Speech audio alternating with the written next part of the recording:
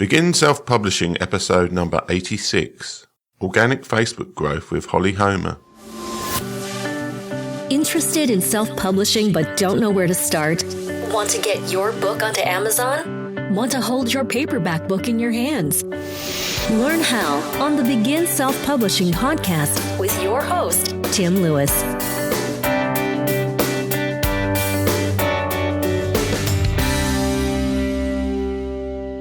I've been promising to have an expert on Facebook on for a while. It is basically such a big topic that it's often quite hard to identify the people who are the experts in the topic. There are an awful lot of people who are consultants in Facebook or are experts. And I'm not, of course, saying that they have no value. And in fact, I might have some of them on the show in the future. But something that impressed me about Holly Homer when I've seen her giving presentations about Facebook is that she's actually walked the talk, so to speak. She is a blogger primarily, both a kids activity blog and on her own blog. She used Facebook mainly just with organic posts to push up the number of people who go to her blog.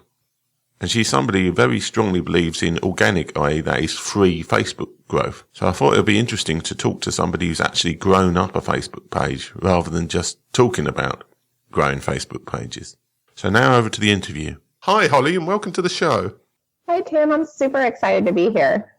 Going back to something we were talking about before this interview started, some people say it is impossible to build up a Facebook page today without spending lots of money. Would you say this is true?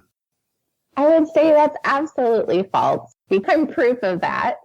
But also, I think those people, they're just giving up. But I think, one of the things that happened to me, and I know a lot of people can identify with this, is that here I was in a situation where my Facebook page is free. I have no money to put into it. So, but let's figure out how to do this organically without money and build it up and see how it goes. And sweat equity is what built Quirky Mama. My Facebook page, Quirky Mama, went from 15,000 fans to over 1 million in a year organically. And now it's sitting 2 years later at 3 million fans. Yeah, so you've definitely proved that it can be done. I mean, how did you find it was, so it's slightly off topic here, but did you find it was harder to get to that 15,000 than to get from 15,000 to 1 million? Or is it just basically the same kind of approach from a small page from building a larger page to an even bigger page? Actually, the funny thing about that was the blog had been my blog, Kids Activities blog, that the Quirky Mama Facebook page supports. And that's a whole branding issue.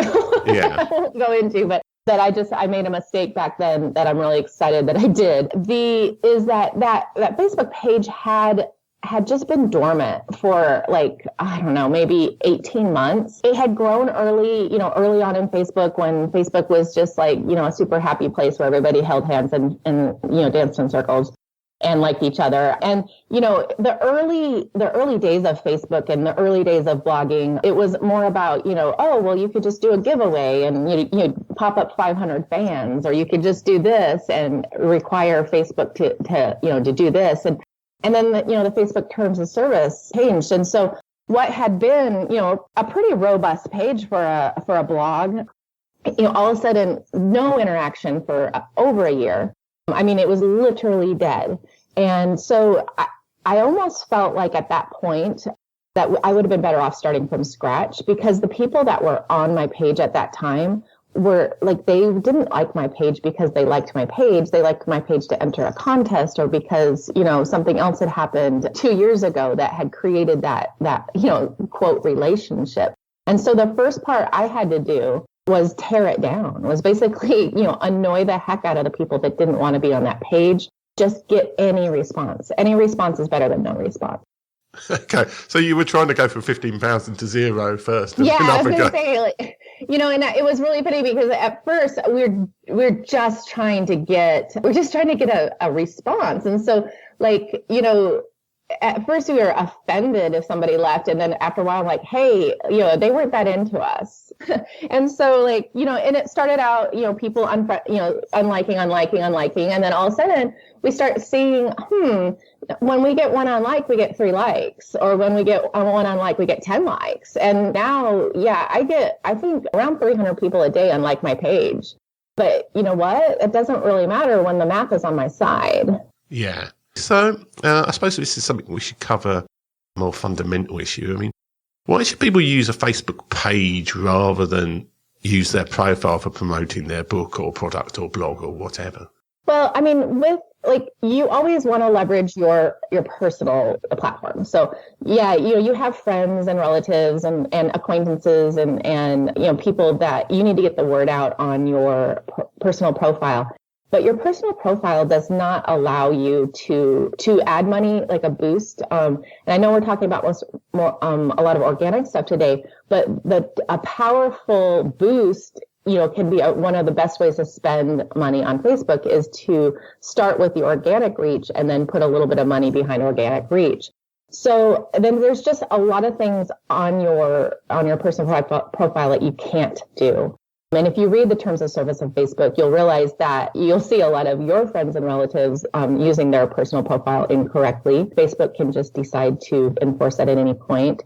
So because they set the business pages up for business, and the business pages give us so much flexibility as to doing business that just is kind of a no-brainer. Yeah. I mean, I think one of the things is that you get a lot better analytics on a page than on a profile. Absolutely. And that's really, really how you know what your fans like, how you know what you need to post next is by opening those analytics, and those just are not available on your personal profile. So let's say we've got somebody who set up a fairly new, say, book promotion page or something on Facebook, and they've got their 50 followers where they've managed to scrabble together. How do they, I mean, the general argument people would say, like, is they post stuff and like 1 or 2 people might see each post. How do they boost up the number of people who've actually followed their page who see each post? Yeah, so that's really what you want to do at the very beginning is play that kind of that math game. So let's say you have 100 people on your page and you post a link to maybe an article that is announcing your book, or maybe something that you find interesting on the topic of what you're writing or something like that. And you see that 3 people saw that. It has, and you can see at the if you're logged in at the bottom of each post on the left-hand side, it will say the reach of that post, like how many people saw it. And so that maybe 3 people saw that. So that's like a 3% return on your 5-minute investment there. And then I would try that, a similar post with a photo and put a description. You're still telling that same story, but you're looking at it in a different way. The photos, and on Facebook in general, a photo that is square is going to do better than a rectangle or a long one. Things are changing a little bit in that regard, but square is always the safest way to go. So try that. And then, maybe 10 people saw that. Like now you see, when I post a link, this is obviously a research that you can take over months and months instead of a day or a week. But now, 10 people saw that. So I'm going to go find something else that looks more like that instead of a link. Hop on a live video, talk to those 100 people. I bet if you hop on a live video, you're going to get 50 people seeing that versus 3 or 10. And just use your Facebook page as a laboratory. Everything you do is a test. And when you look at it that way, then it's so I know it's so easy to get in that emotional thing of Facebook hates me. Like I do all this work and they show it to 2 people. Facebook doesn't hate you. Facebook actually doesn't care about you at all. Facebook is using an algorithm, and the response of the people that you have attracted to your page is showing them how many more people to show it to. They're using your people as their test group as a spam filter. So if you put stuff up there that nobody sees or one person sees, it's because you didn't put something up that people actually wanted to engage with. Yeah. So how does Facebook, it's Facebook, it basically has its idea of what good content is, I suppose, in its mind. So, I mean, at the moment, what kind of posts are should people be posting? Do picture or video posts do better? But obviously Facebook Live is probably the best in terms of getting people to see it, but that's a lot more effort than posting a picture of a cat. Right. Well, and I mean, the truth is that posting a picture of a cat may get you a lot of interaction, but is it in your target market? So that's the other kind of variable with all of this is if you are about to self-publish a book about cats, then you should really leverage cats on the internet. I mean, because that's going to do really well. You're going to post cat videos. You're going to post cat sayings. I don't know, whatever you do with your cats. But if you are doing something else, you really, the worst thing we could do at this point is work really, really, really hard and have an engaged community that isn't into what we're doing. So that's where you really have to go back to what is my target market? Just basic marketing principles, but what am I selling? What am I trying to do? What type of customer do I have? So I write kids activities blog. It's fun things to do with kids and resources for parents. So my target market is a mom, and a mom that usually has about a 2-year-old and maybe an 18-month-old. So she's at home. She has this very, very active child. All of a sudden, she has no idea what to do with this child. She needs to potty train this child. She needs all sorts of things. And my blog answers all those questions. So the supporting Facebook page is to attract moms with small children. So you say, of course, I'm going to put kids activities on there because that's that's what I'm selling in quotes here. I want to drive traffic to my blog where I make my money. But on the other hand, what other interests does my target market have? So, moms are on Facebook for interaction and for community and to learn the news or to find something funny or to be inspired or to, figure out what's for dinner or to figure out how to organize something. So what started out as I have kids activities to offer on Quirky Mama has turned into oh my gosh, what can't I talk about? Because my target market is interested in all these things that I'm interested in. And also, I can post on my page and get engagement with. So that's where, kind of the basis. And a lot of times when you are a brand and, or when you are the one that is going to do this project, a lot of times it may be a niched project, but it is your passion in many different areas that brought you to that project. So I think you really want to try different things, but then also always go back to making sure that a certain percentage of your posts is going to go to the heart of that project. And so while we might, put a funny cat video, not because we're trying to attract cat lovers, but because a lot of people just need a laugh on the internet, that is in my target market. And we really don't do that very often, by the way, because it has a zero or low return. But then a certain percentage every day is going to be kids activities, simple things to do with your kids, easy things to do with your kids, because that is the core, the heart of the business. Okay. In terms of, you said you do a link post, so you link to an article somewhere. I think I remember hearing you say somewhere that how Facebook considers those links depends on how much that link has been shared elsewhere in Facebook. Is this a concept like that, or am I just getting mixed up?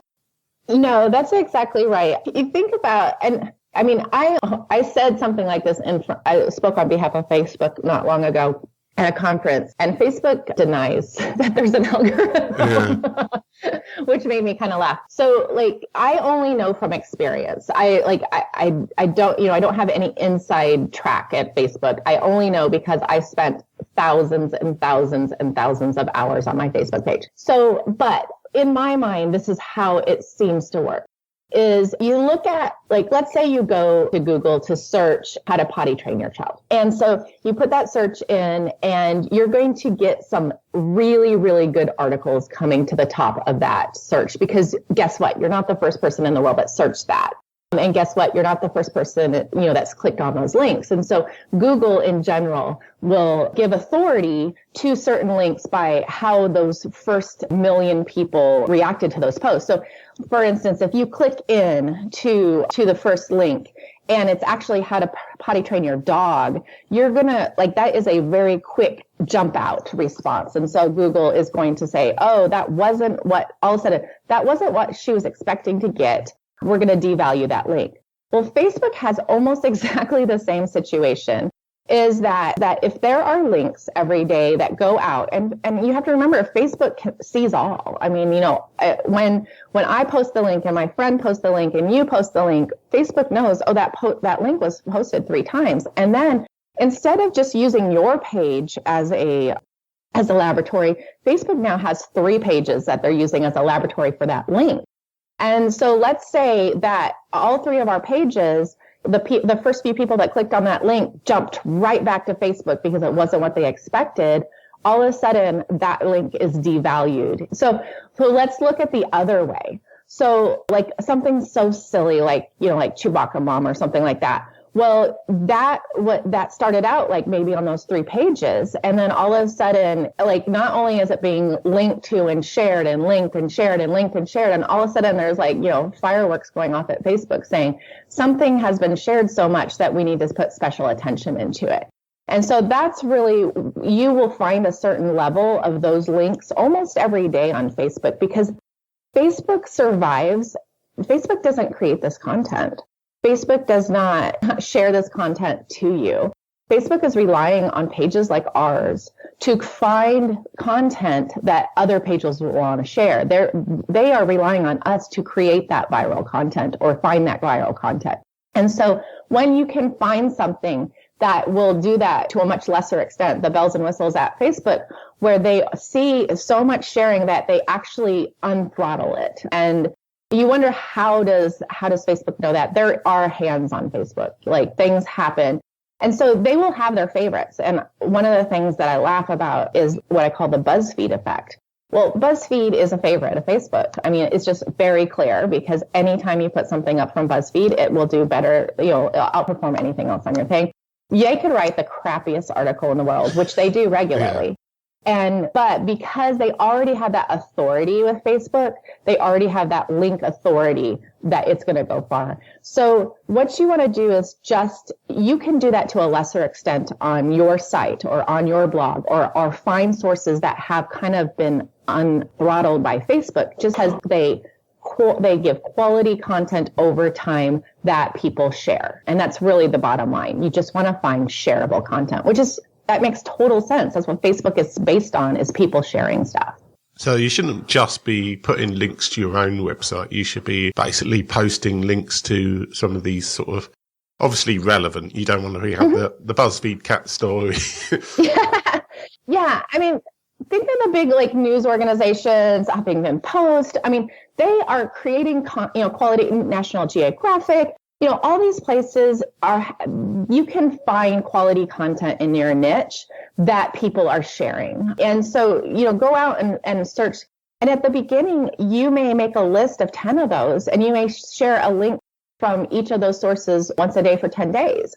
It's really about being the source, being the curator of all things good in your niche. Okay. So I suppose the next question is, what is the quickest way to grow followers for your page without paying for advertising?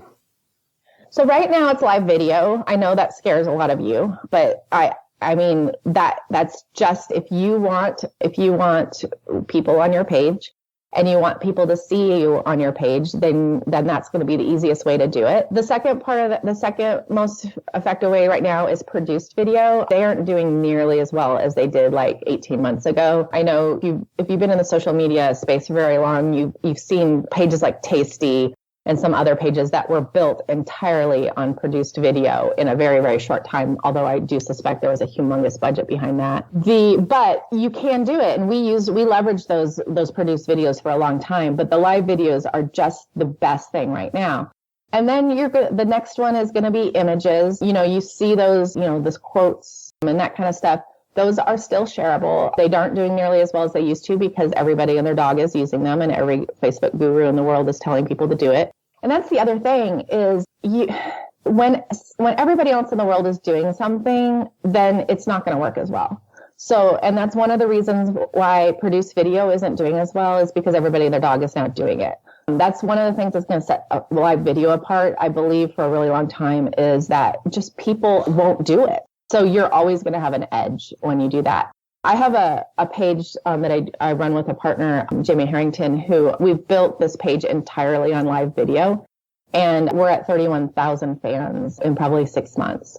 So, and that was only live video. We've done nothing else. And so I think it's a very powerful testimony. And the cool thing about that page is when you build something with live video, when you do a video, people watch. Yeah.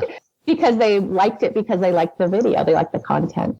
And is that live video on a regular schedule? I mean, do you say we're going live at 3:00 every day, or do you just sort of turn on when you feel like talking about BuzzFeed articles? Or Yeah. I mean, I'm Quirky Mama. Our live video has a schedule because I don't do it all. Like I have a lot of contributors that will pop on. So that is scheduled, but we do no pre-promotion of that, because what I found early on is if I put a post up on, even if it's an image, if it was a beautiful image that said, hey, today at 3, we're going to talk about this, that post would be seen by like 2 people.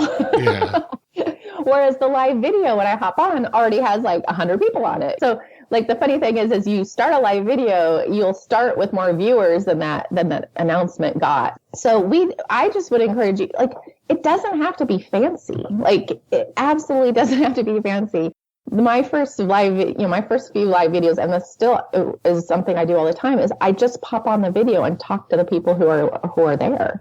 And I start off with a topic. So if nobody shows up, I'm not like sitting there staring at a screen. So I start just, talking about something I wrote about today or something that I was thinking about today. And then as people pop on, I talk to them, because people are on Facebook to be social. And one of the fastest way to have a relationship is through video. I mean, what would you say in terms of posts? How many posts should somebody do per day on their Facebook page? I mean, is there an ideal amount in your opinion, or is it basically up to them? Yeah, I think whatever you do, you want to be consistent. So you have to take a really hard look at your life and your business and say, do I have time to post to Facebook 5 times a day? Or do I have time to post to Facebook 3 times a day? Or do I have time to post to Facebook 20 times a day? And then from that, develop a schedule, because Facebook loves consistency. They love you to be like kind of that tried and true page that Facebook knows is going to be there today, there a year from now, there 2 years from now. So what I would rather have you do is find that number that you think is reasonable and back off 1, and then just do it every day. And then every day go in, look at how your fans reacted, and then do some tweaks for the next day. And then do the same thing the next day. I would rather have you schedule less things and then have time to go back and see how they did. Because if you're just randomly placing a bunch of posts on your Facebook page, I promise you that will fail. I promise you. Like, I know, because I've done that. Me too, strange enough. Yeah, I know, like everybody. Yeah. I mean, like, oh, well, somebody told me I need to do this 3 times a day. No, they told you need, like, the intention of that was that you need to be consistent. But I would much rather, like, if you could pour your heart and soul into 1 post a day and then just really look at the results and then change what you're doing and modify it and improve it every day, that would be way better than just like scheduling out 5 links. Yeah. Okay, so if, say, like somebody does feel suddenly that they're getting to the point where they can actually start spending some money on Facebook, when is it a good time to pay for adverts on Facebook, and what should people be thinking about advertising to? So I like one of the cheapest ways to get the word out on Facebook is by choosing a post that's already doing well and boosting it. So, and I think a lot of people go into using the boost the opposite way, where they're like, well, that didn't do well, I'm going to put some money behind it. Well, that's going to not do well through paid too.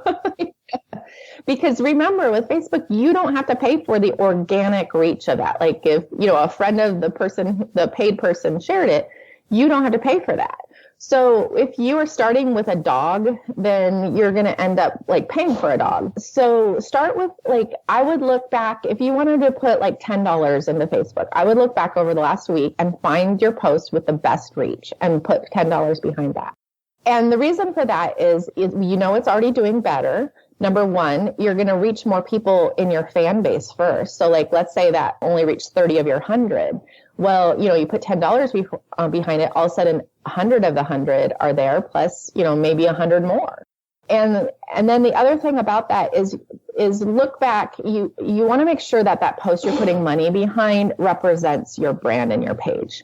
So if, for instance, like I would never, like we're dogging on cats today, but like I would never boost a funny cat video on Quirky Mama, because even if it was doing really well, because that's not necessarily the core of my brand.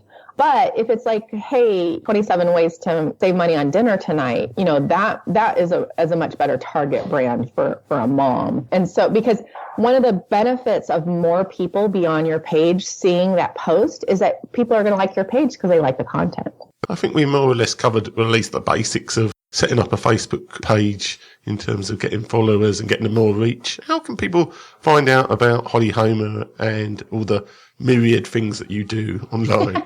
So I actually just set up a site this summer, hollyhomer.com, and it's kind of going to be, it's still a work in progress, but there's a lot of stuff over there right now. As far as just all like a home base for my social media and blogging, I have a course out for people who are looking to start a blog. It's called Quick Start Your Dream Blog, and that is, you can find out information about that. And I also have a mastermind group for people who are wanting to, kind of explore blogging and social media into a deeper levels. I've been at this for 10 years and I really enjoy sharing it. So, well, it was great to have you on the show today, Holly. Thanks so much, Tim. It was really fun.